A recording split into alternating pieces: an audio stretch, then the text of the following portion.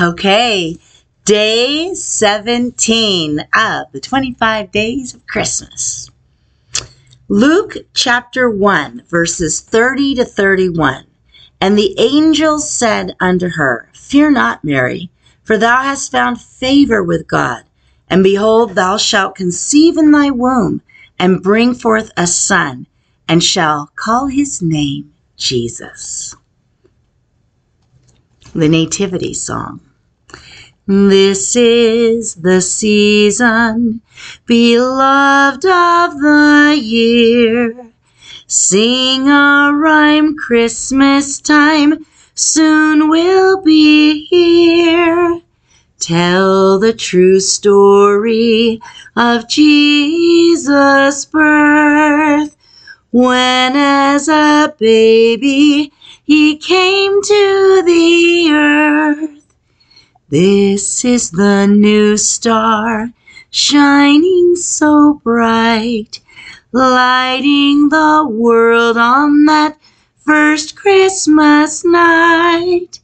This is the angel proclaiming the birth, singing Hosanna and peace on the earth.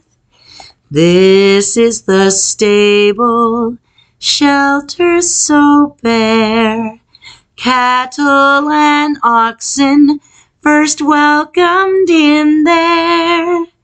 This is the manger, sweet hay for a bed, waiting for Jesus to cradle his head.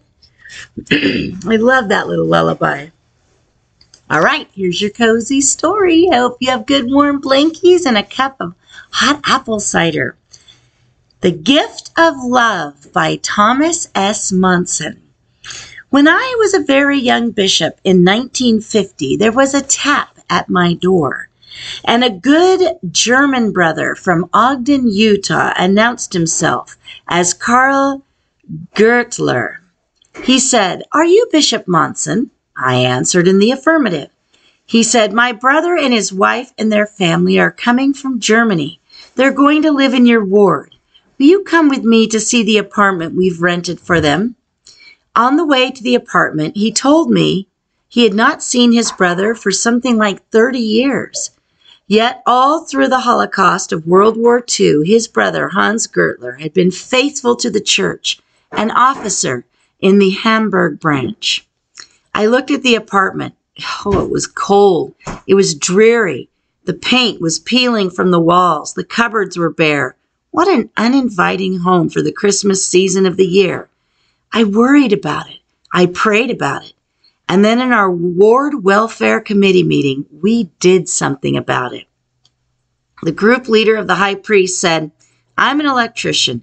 Let's put good appliances in that apartment."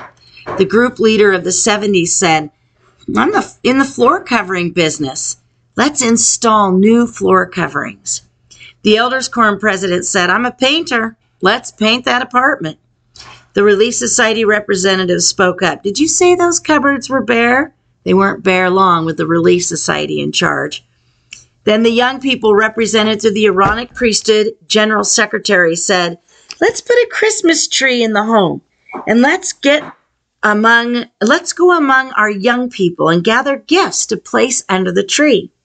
You should have seen that Christmas scene when the Gertler family arrived from Germany in clothing which was tattered, and their faces which were drawn by the rigors of war and deprivation.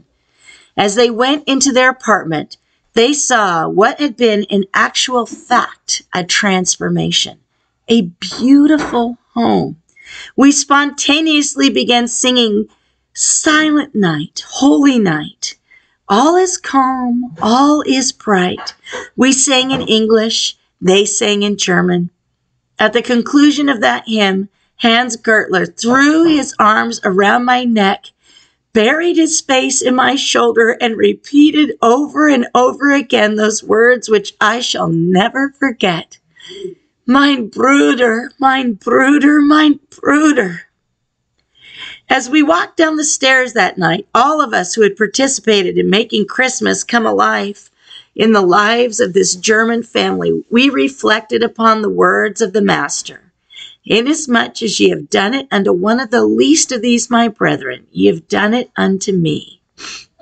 That's in Matthew 25:40, by the way. And it seems to be a common theme in a lot of these stories, doesn't it?